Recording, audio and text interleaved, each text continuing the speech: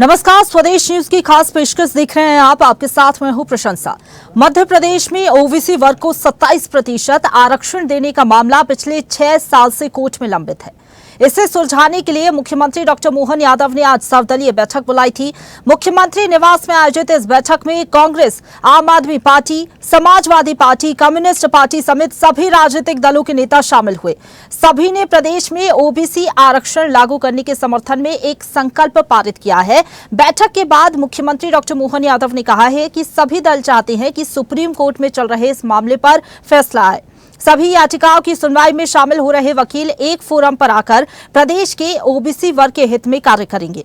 मुख्यमंत्री डॉक्टर मोहन यादव ने सर्वदलीय बैठक के बाद ये भी कहा है कि हम सभी एकमत हैं और सभी चाहते हैं कि ओबीसी आरक्षण को लेकर जो मामला माननीय सर्वोच्च न्यायालय में विचाराधीन है उसमें 14% क्लियर है और शेष बचा हुआ 13% होल्ड को लेकर भी जल्द से जल्द फैसला आ जाए, जिससे कि प्रदेश के ओबीसी वर्ग के बच्चों को लाभ मिल सके। तो आज महामंथन किया गया है। जो बैठक हुई है, सर्वदलीय बैठक हुई, इसमें सभी दलों के नेता शामिल हुए। सभी के साथ मंथन किया गया है कि जो ओबीसी वर्ग को आरक्षण मिलना चाहिए उसका रास्ता आगे कैसे साफ हो और जल्द से जल्द ओबीसी आरक्षण लागू मध्य प्रदेश में हो सके। मामला बहुत अनसुलझा था, कई सालों से 6 साल से ये मामला पेंडिंग था, लेकिन अब सभी दल एकजुट नजर आ रहे हैं जो कि बैठक में शामिल हुए। चाहे कांग्रेस की बात कर ले, आम आदमी पार्टी की बात कर ले, मुख्यमंत्री भी कह चुकी है कि डंके की चोट पर मध्य प्रदेश में ओबीसी वर्ग को आरक्षण दिया जाएगा। सरकार इसके लिए प्रतिबद्ध है। बैठक हुई है। अब ये नजर आ रहा है कि जब सुप्रीम कोर्ट में सुनवाई होगी 22 तारीख से डे टू डे, तो उसके बाद ये जो पूरा मामला है वो सुलझ जाएगा। सुप्रीम कोर्ट से भी अनुमति मिल जाएगी और मध्य प्रदेश में आरक्षण लागू हो जाएगा। बैठक के बाद मुख्यमंत्री ने भी कहा है कि अब सभी एकमत नजर आ रहे हैं, लेकिन जरा आपको सिलसिले बार समझाते हैं कि कब क्या हुआ। तारीख देख लीजिए, 8 मार्च 2019, जब मध्य प्रदेश सरकार द्वारा अध्यादेश से 14 के स्थान पर 27% लागू किया गया और फिर विधानसभा में अध्यादेश को अधिनियम का रूप दिया गया।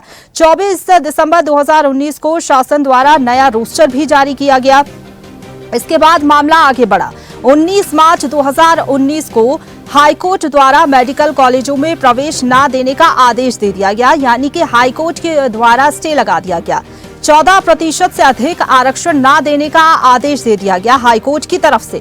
हाईकोर्ट ने रोस्टर नोटिफिकेशन पर स्थगन आदेश दे दिया, लेकिन आज बैठक के बाद लग रहा है कि हल निकलता हुआ नजर आएगा। सुप्रीम कोर्ट में भी सुनवाई होगी, लेकिन प्रतिक्रिया आपको सुनवा देते हैं क्या कुछ कहा है मुख्यमंत्री ने, इसके साथ ही कांग्रेस के नेताओं ने, अन्य दलों के नेताओं ने। उसके बाद चर्चा को आगे बढ़ाएंगे।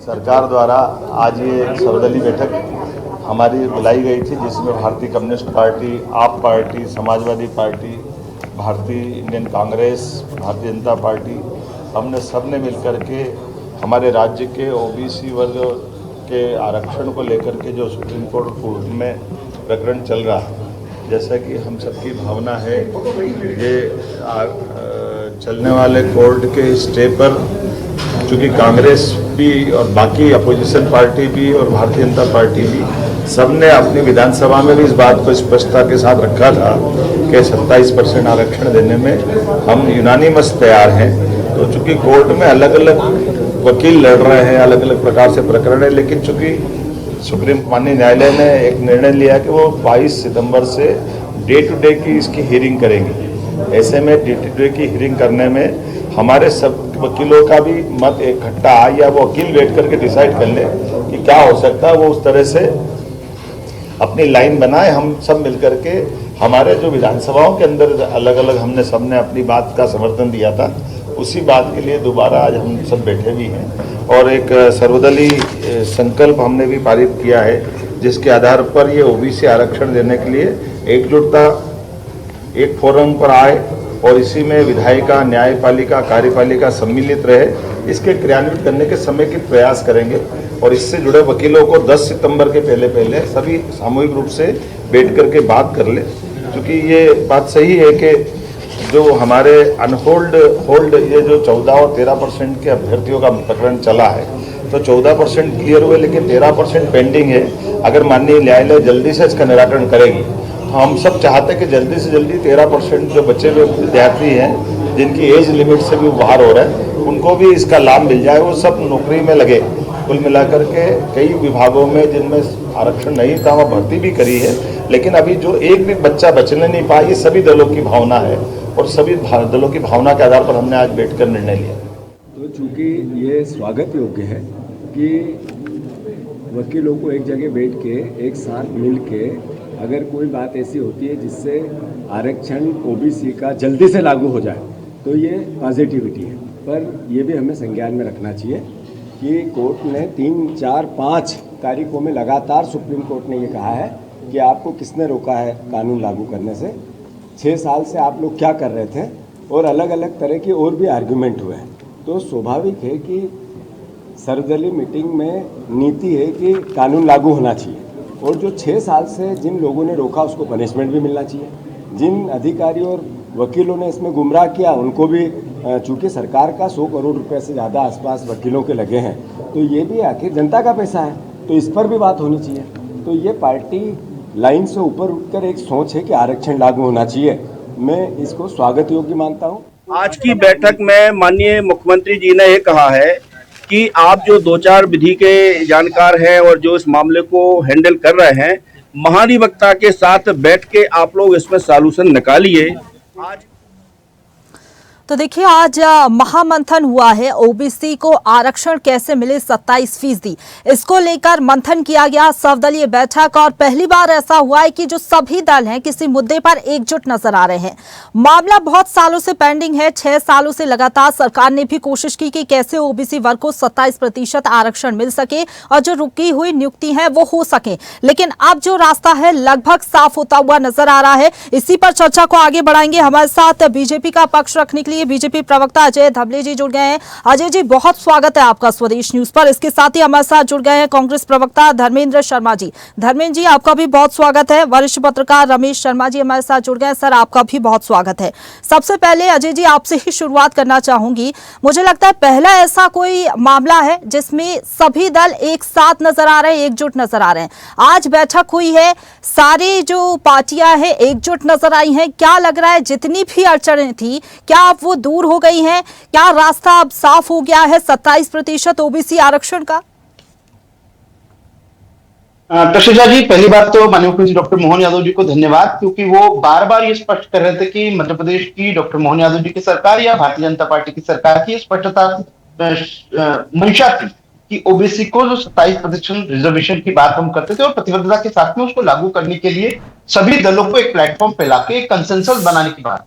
अपार्ट फ्रॉम द पॉलिटिक्स, आप देखेंगे इस पूरे विषय में जिस प्रकार से आज समत्व भवन में मुख्यमंत्री जी के निवास पर यह बैठक हुई है और बहुत हेल्दी एटमॉस्फेयर में एक सर्वदलीय संकल्प, जिसको हम कहेंगे कि एक जॉइंट रेजोल्यूशन भी पास किया गया है कि हमको आने वाले जो 22 तारीख से डे टू डे हियरिंग है उसके लिए हमें क्या पूर्व तैयारी करनी है। तो उसके लिए सारे जो पार्टीज है, जितनी भी स्टेक होल्डर्स है, उनके लॉयर्स 10 सितंबर के पहले पहले एक साथ बैठ जाएंगे।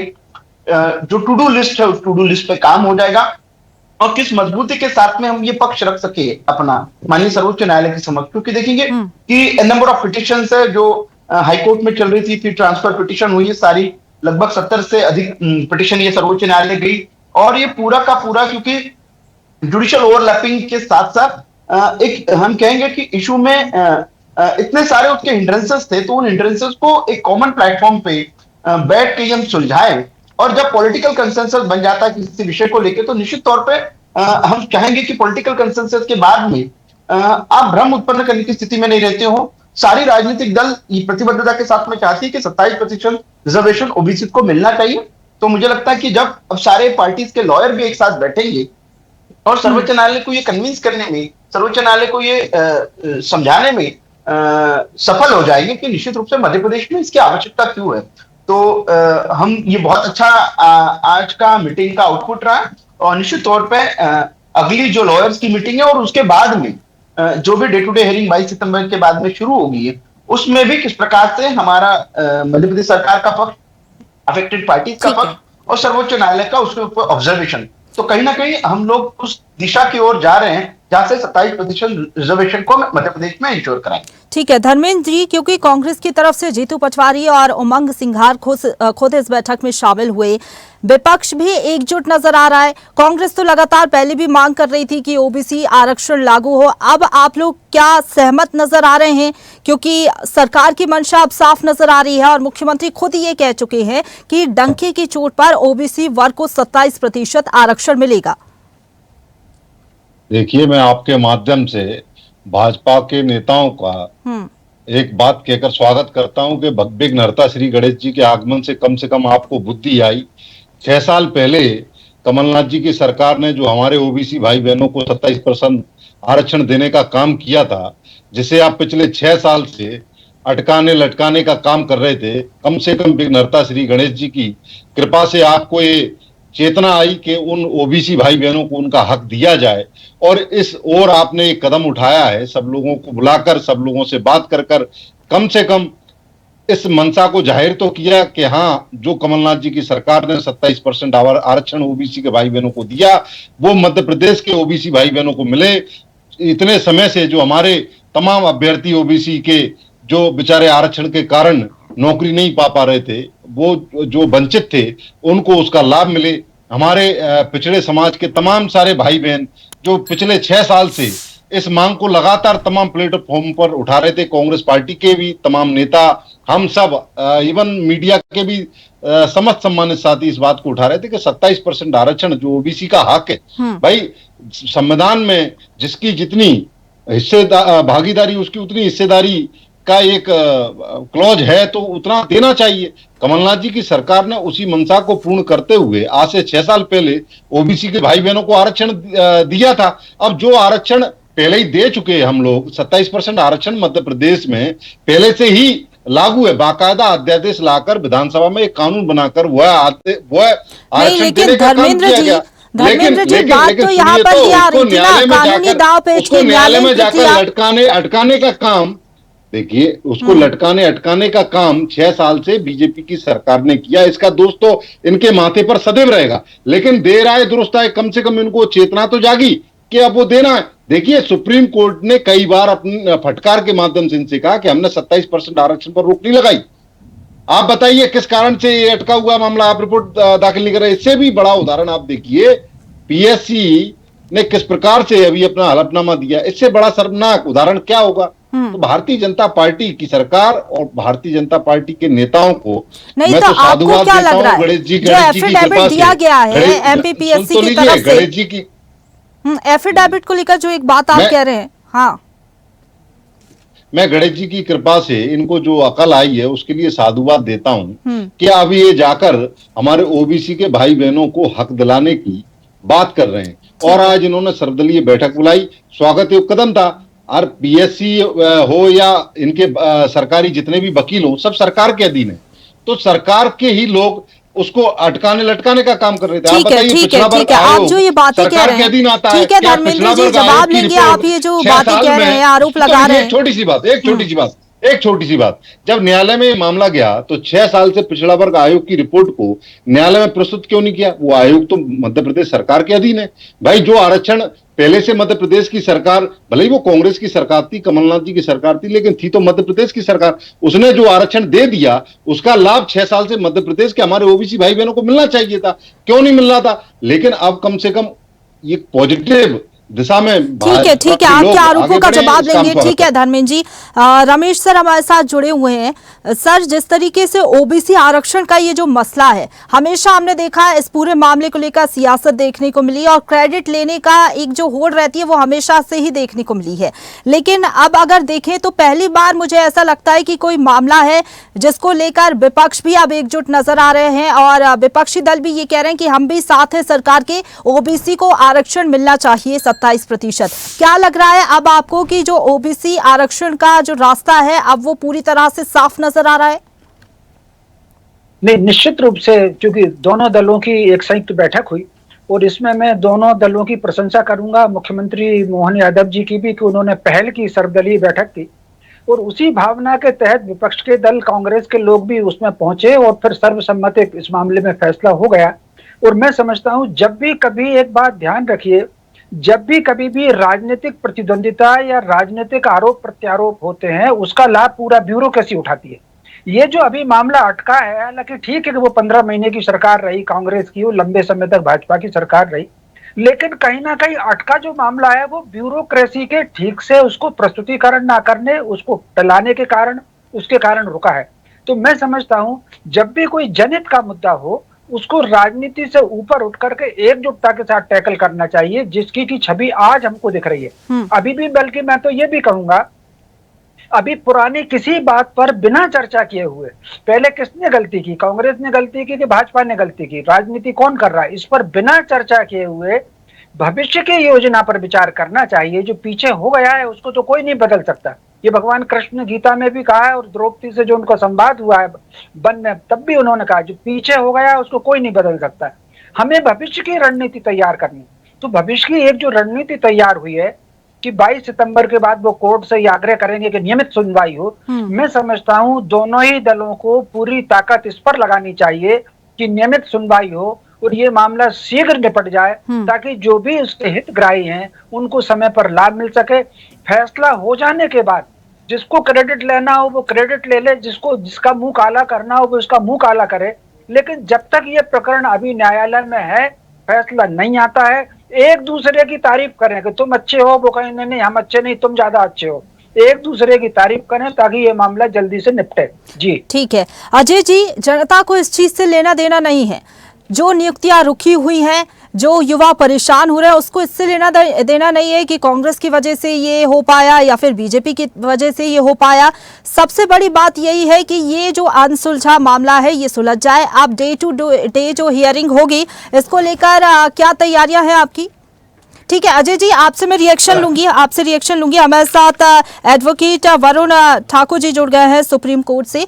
बहुत स्वागत है आपका वरुण जी। क्योंकि मध्य प्रदेश में जो ओबीसी आरक्षण का मसला है 27%, ये हाईकोर्ट ने पहले स्टे लगा दिया था, मामला सुप्रीम कोर्ट में है और 22 तारीख से इस पूरे मामले पर रोजाना सुनवाई होगी, डे टू डे हियरिंग। क्या लग रहा है जो आरक्षण का मामला है, अभी भी कुछ कानूनी दांव पेच नजर आ रहे हैं जिसके चलते ओबीसी आरक्षण का जो मामला है वो अटक सकता है, या फिर रास्ता साफ नजर आ रहा है?